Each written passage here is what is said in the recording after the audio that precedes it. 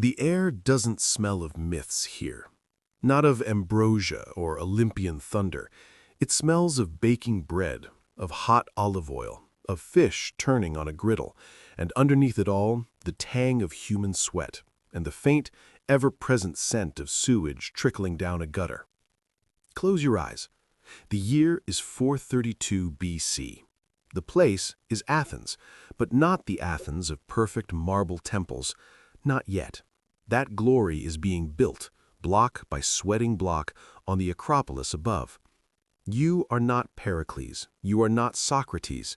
You are Lysias, a potter.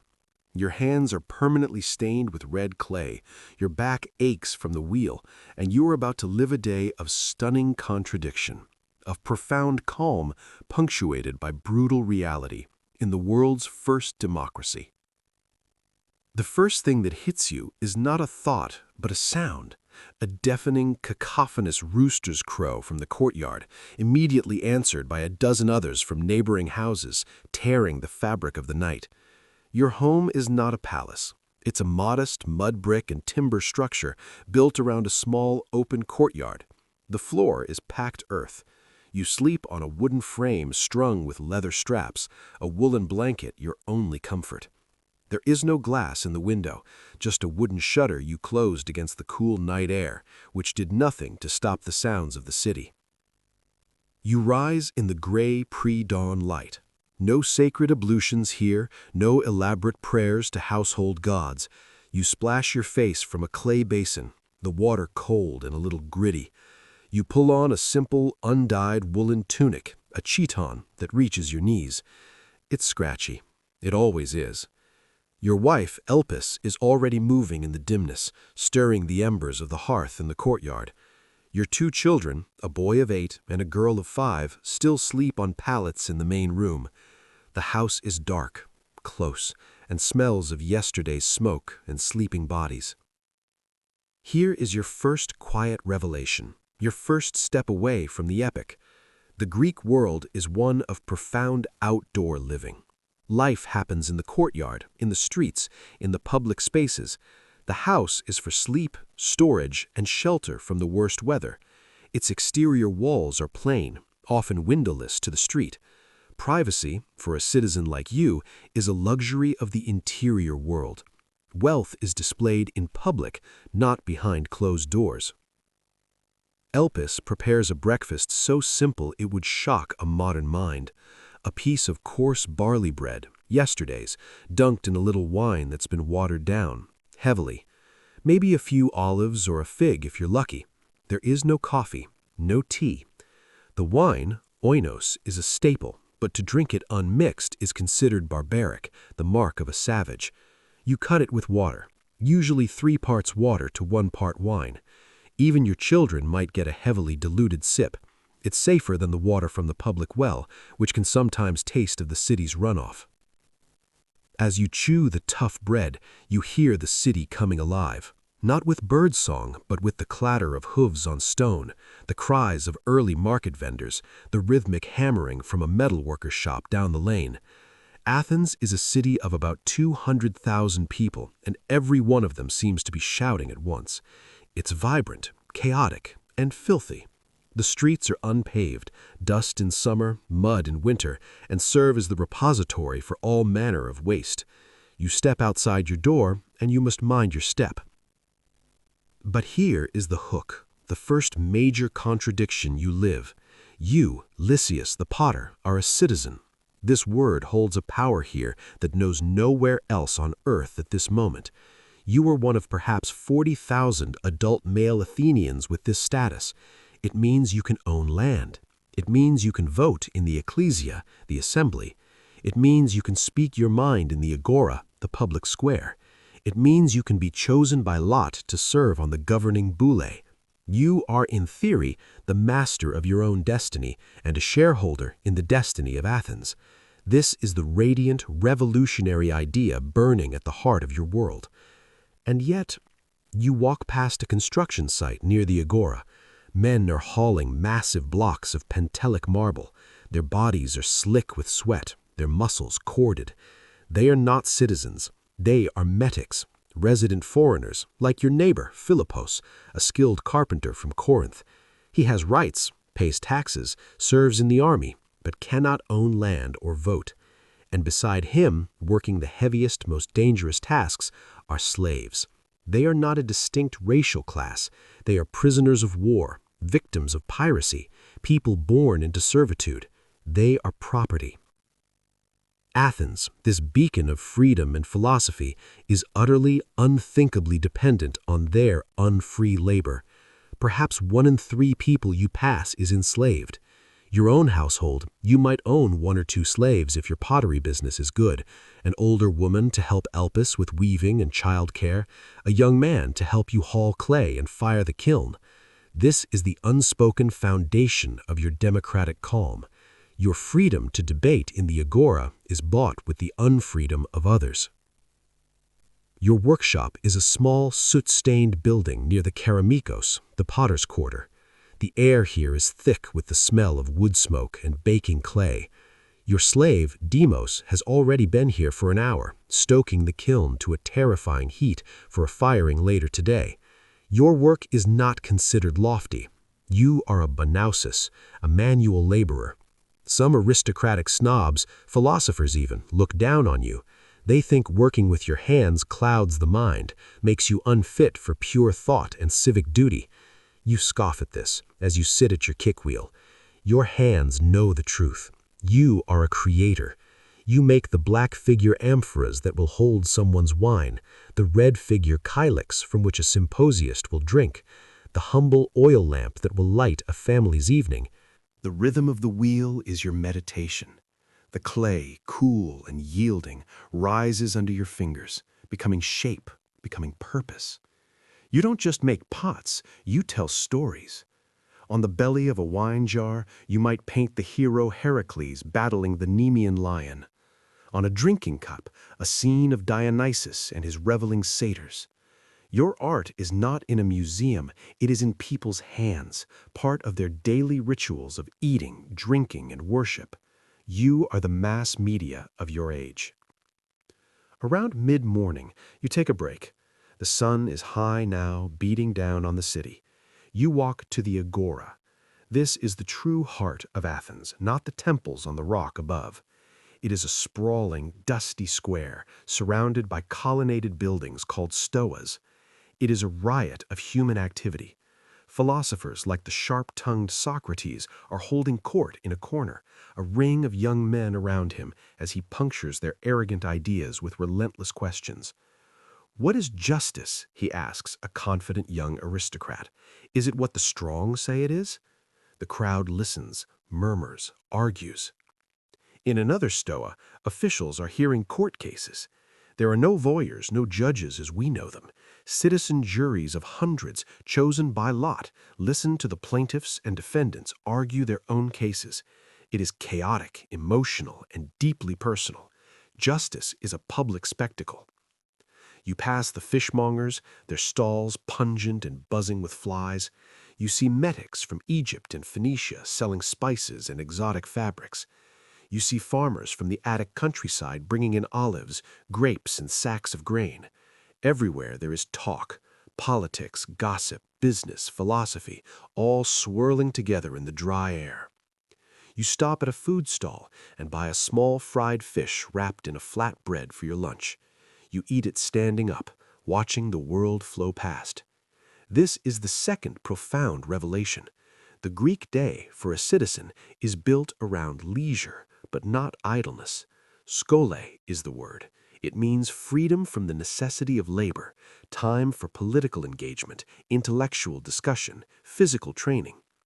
This leisure is the fertile ground where democracy, philosophy, and drama grow.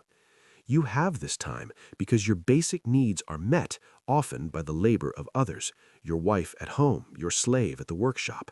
Your skole is spent in the public sphere, being a citizen. After your business in the Agora, perhaps you delivered a commissioned set of cups to a wealthy patron, you feel the pull of the Gymnasium, not for vanity, but for necessity. The body and mind are seen as a unity. A fit citizen is a prepared soldier. Athens is at peace now, but the memory of the Persian Wars is fresh, and the simmering tension with Sparta is a constant background hum. You are a hoplite, a heavily armed infantryman. Your armor, a bronze helmet, breastplate, greaves, a heavy round shield, and a long spear, is stored at home. If the call comes, you will form a phalanx, a wall of shields and men with your neighbors. So you go to the Lysium, stripping naked, exercise is always done nude, and oil your skin. You wrestle with a friend. You run, you throw the discus and javelin. The atmosphere is not just physical, it's social and competitive. Politics are discussed between bouts of wrestling. The gymnasium is another classroom for citizenship, training the body to be as disciplined and resilient as the mind must be in the assembly. You return home as the afternoon heat begins to wane. The house is quiet. Elpis is in the women's quarters, the gynaikeon at the back of the house, spinning wool with her slave. Your daughter watches, learning. Your son is at a grammatistes, a school, if you can afford it, learning his letters, numbers, and the poetry of Homer by relentless, repetitive chanting. For a girl, formal education is rare. Her world will be the household, and her education comes from her mother. Here lies the deepest, most pervasive contradiction of your calm day. You live in a radical democracy, but it is a democracy for half the population, the male half. Elpis is an Athenian citizen, which is crucial for your children's citizenship, but her life is one of near total seclusion. She manages the oikos, the household, which is the fundamental economic unit of Greece. She oversees the stores of grain and oil, the production of cloth from raw wool, which consumes hours every day, the cooking, the child care. Her domain is inward, private, essential, yet politically invisible. She will almost never appear in the Agora. If a male guest comes to the house, she will likely retire. Her honor and yours is tied to her modesty and seclusion. The calm order of your public life rests on this sharp, unquestioned division. As evening approaches, you bathe, not in a private tub, but in a public bathhouse, a simple affair with cold water you pour of yourself from a jar. You return home, put on a clean chiton, and prepare for the most important social ritual of a citizen's life, the symposium. This is not a mere dinner party. It is a highly formalized, exclusively male drinking party. It is held at the house of a friend. You recline on couches arranged around the edge of the room, leaning on your left elbow, eating and drinking with your right hand. The first part is the meal, simple again. Barley porridge, more bread, vegetables, cheese, maybe some sausage or salted fish. Then the tables are cleared and the drinking begins. A symposiarch is chosen to dictate the rules, how strong the wine will be mixed, how many cups each man must drink. The wine is passed, and the entertainment begins. This is where the calm of the day transforms into something else, a ritualized release, a space for bonding, poetry, politics, and license. A hired girl, a hetera, plays the double pipes, the aulos, its sound reedy and haunting. Another might dance. These women are not wives or secluded citizens. They are often metics or slaves, educated, witty, and sexually available, existing in a completely different category from the women in your home. Conversations flow from the serious to the obscene. Someone might recite verses from the new playwright Euripides, whose characters are unsettlingly complex. Debates erupt about the city's policy towards Sparta. Jokes are told, often crude.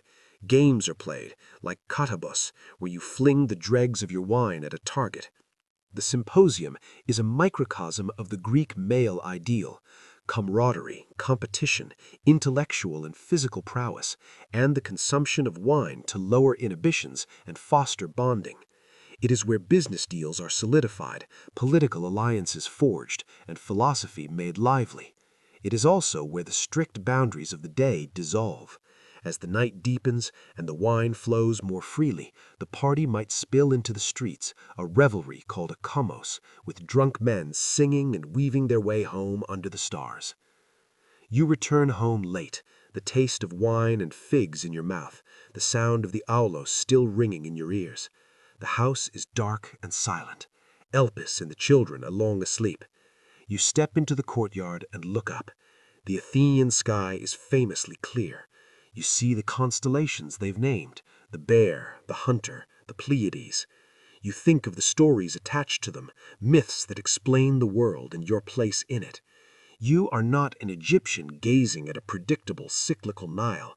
You are a Greek on a rocky peninsula, gazing at a sea that leads to endless unknowns and at a sky filled with capricious gods.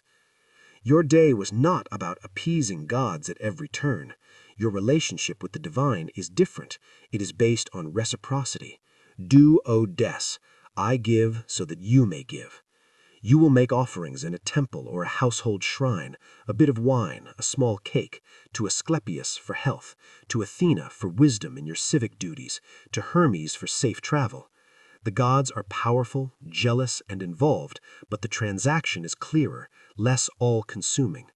The great festivals, the city Dionysia with its breathtaking tragedies and comedies, the pan-Athenaic procession weaving through the city, are where the community bonds with the divine, spectacular explosions of civic piety that break the normal routine. As you lie down to sleep, the sounds of the city have finally stilled. You think of the kiln, cooling now, holding the pots whose fate you will learn at dawn. You think of the debate in the Agora, the feel of the wrestling sand, the laughter at the Symposium. Your body is tired, your mind pleasantly abuzz. This is the quiet truth of a day in ancient Greece. It is a life of staggering inequality built alongside a radical idea of equality. It is a life of brutal, simple physicality coexisting with the most sublime flights of abstract thought. It is a life where the freedom of the citizen is a brilliant, fragile flame burning in a world of slavery, gender separation, and constant military threat. The calm is not the calm of peace, but the calm of order imposed on a chaotic, passionate, and profoundly human world. It is the tense, vibrant, and contradictory calm that will give birth to ideas that will echo for millennia. The world you live in, Lysias the potter, is not perfect, it is not fair. But in its messy, noisy, striving heart, it is inventing a part of what it means to be human. And you, with your clay-stained hands and your citizen's voice, are part of that invention.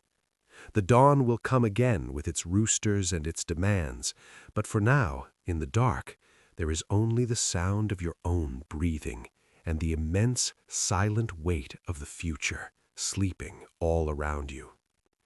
The darkness is total, but your mind, still humming from the wine and debate, refuses to settle. You think not of tomorrow's work, but of yesterday's conversation in the Agora. A visiting sophist from Sicily had been arguing that man is the measure of all things, that the gods are inventions of the powerful to keep the weak in line. You'd seen the old stonemason, Mekon, spit on the ground in disgust at such talk. Blasphemy, he'd muttered. But you'd felt a strange, unsettling thrill. To think that the universe might not be governed by the petty squabbles of Olympus, but by discoverable laws. It was a terrifying and exhilarating thought that now keeps you awake in the quiet house. Your insomnia leads you to a deeper layer of your day, to the things unseen. The calm surface of Athenian life is undergirded by a constant, low-grade anxiety. You think of the small amulet of a phallus and eye, a fascinum your son wears around his neck to ward off the evil eye. You think of the sprig of wild garlic Elpis tucked above the door lintel last week after a bad dream. For all the lofty philosophy, the world is still thick with spirits, daimones, and unseen forces. A neighbor's child dies of a fever, and the whisper is that his father offended Hecate at a crossroads. Your own success at the wheel? That might be the favor of Athena Ergane, patron of craftsmen, or simply good clay and a steady hand. You live in the tension between an emerging world of reason and an ancient world of capricious magic. And what of Elpis sleeping in the next room? Her day, which you only glimpse in fragments, is a world unto itself.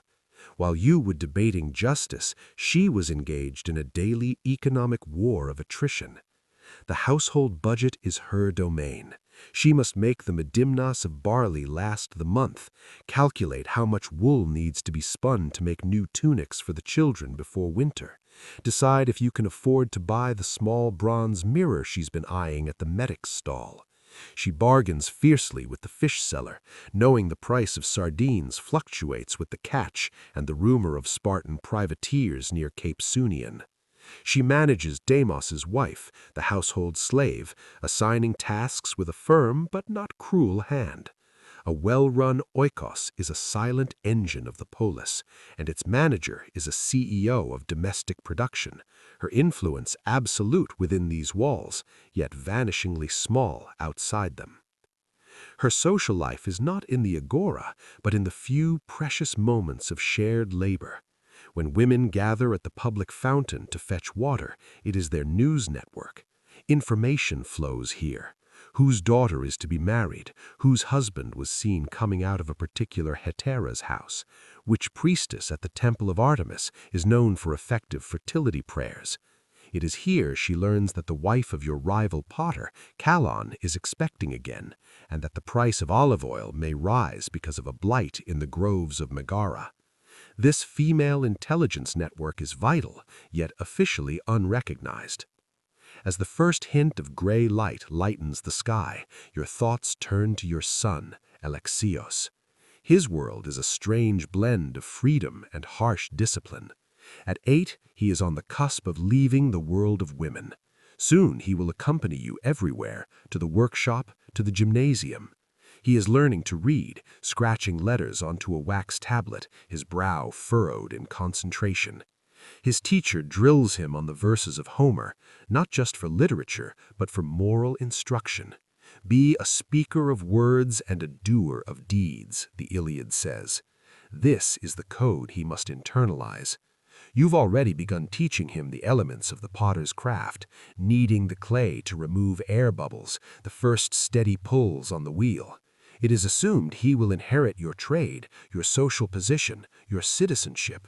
His path is laid out, a relief and a confinement. Your daughter, little Phaedra, has a different future being woven before her, literally at her mother's knee. Her education is in silence, in domestic skill, in modesty. By 12, she could be betrothed. Her marriage will be an alliance between your oikos and another, strengthening social and economic bonds. You love her bright laugh, but you are already teaching yourself to think of her as a future vessel of another household's honor. This is the hardest, most unspoken sorrow of your calm life. The rooster crows again, insistently. The day is beginning anew, but let's follow a different thread now, not of routine, but of interruption. Because the true texture of life is not in the schedule, but in the break from it. Today is the 3rd day of the month of Elaphibolion. It is not a major festival, but it is sacred to Artemis. Elpis, before dawn, has already placed a small honey cake on your tiny household altar. But more significantly, today is the day the assembly meets, the ecclesia. As a citizen, you have the right and the duty to attend. 4 times a month this happens. The normal rhythm of pottery and market is set aside. After your scant breakfast, you don a cleaner himation, your woolen cloak, and join the stream of men flowing toward the Pnyx, the hill west of the Acropolis, specially shaped for this purpose. The air is electric with a different kind of energy. There is no forced leisure here. This is the work of democracy, and it is hard, noisy, and profoundly messy. You take your place on the sun-warmed rock of the hillside. Below you, on the bema, the speaker's platform, a man is already shouting. It's Cleon, the tanner, a populist leader with a voice like tearing leather. He is railing against the tribute from the subject states of the empire, arguing it should be increased to fund more triremes. The Spartans are not sleeping. They envy our walls and our wealth. Strength is the only language they understand. His supporters cheer. Then an aristocrat, a man from an old family, rises. His voice is calmer, more melodious. He speaks of moderation, of the dangers of imperial overreach, of using the funds to beautify the city further, to offer more public festivals. Athens must be a leader in wisdom, not just in might. You listen, your own opinion swaying with each speaker. This is direct democracy. There are no representatives. You are voting on matters of war and peace, finance and law, personally. A scribe reads out a formal proposal drafted by the Council of 500. A show of hands is called for. Thousands of arms rise or stay down. Officials try to count. It's imperfect, it's chaotic, it's vulnerable to mob passion and the charisma of a skilled orator. You could be voting to send your own son to war or to tax your own pottery sales. The responsibility is immense, crushing, and exhilarating. You are not just a subject of a state, you are, for this moment, the state. The sovereign calm is also the sovereign potter. The assembly lasts hours. By the time it adjourns, your mind is exhausted from the rhetoric, your ears ringing. The calm of the workshop now seems like a sanctuary. But the city has other interruptions. A funeral procession passes in the street, the mourners wailing, the body carried on a bier. Death is public here, too. Or you might run into a friend who pulls you aside, his face grim. Have you heard? A slave in Hipponicus's household denounced the family for mutilating a Hermes statue last year during the mysteries. The whole city is talking. There could be trials, exiles. The undercurrents of fear and gossip are constant, the political climate as changeable as the Aegean wind. Let's now pull the lens even further back, from the single day to the turning seasons, for they dictate a deeper rhythm. Your life as a farmer of clay is tied to the land in a different way than Keti the Egyptian, but tied nonetheless. In high summer, the heat in Athens is unbearable. Work starts at dawn and ceases by late morning. The city dozes. Flies drone. You might take the family, if they are free, to the coast at Phaleron for a swim. The salty sea a shocking contrast to the dust of the city. In autumn, it's the season of the grape harvest. The countryside smells of crushing fruit and fermentation. Even in the city, the smell is everywhere.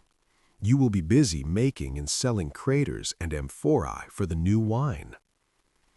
Winter is harsh. Your house is damp and cold. The charcoal brazier provides scant heat. You and Elpis sleep closer together for warmth. The rains turn the streets to rivers of mud. Maritime trade slows. Food becomes scarcer. Prices rise. Sickness is more common. You think of the saying, "In summer, the dead are envied by the living. In winter, the living are envied by the dead." Then comes spring, and with it the great Dionysia. The city transforms. The routine shatters completely. Visitors flood in from all over Attica and beyond. The air thrums with anticipation. For days you will not work. You will join the immense procession, a carnival of phalli, wine, and masks, culminating in the sacrifice of a bull. Then you will take your seat in the vast open-air theater of Dionysus, carved into the southern slope of the Acropolis. You will watch tragedies by Aeschylus or the young Sophocles. For hours you will be held in a collective grip as you witness the fates of kings and heroes, Oedipus, Agamemnon, Antigone. These are not escapist tales. They are brutal philosophical interrogations of your own world. The conflict between divine law and human law, between family and state, between hubris and fate. You will weep openly. The man next to you, a tough old sailor, will be weeping too. Then, after the tragedy, the satyr plays will make you roar with laughter at their crude, animalistic humor. Finally, the comedies of Aristophanes will lampoon your own leaders, your own customs, with a fearless, scatological audacity that would be unthinkable anywhere else. Pericles himself might be portrayed on stage with a giant onion head. The festival is a civic pressure valve, a collective psychoanalysis, a reaffirmation of community through shared catharsis. It is the pinnacle of your schole, your leisure, transformed into a profound civic and spiritual duty. You return from such a day not just entertained, but changed. The questions of the plays mingle with the questions from the Agora and the Symposium. Your identity as Lysias the potter is joined by your identity as Lysias the citizen, the spectator, the participant in a grand, ongoing, painful, and glorious experiment. And so, as another day ends, you understand the calm differently. It is not the absence of noise or conflict.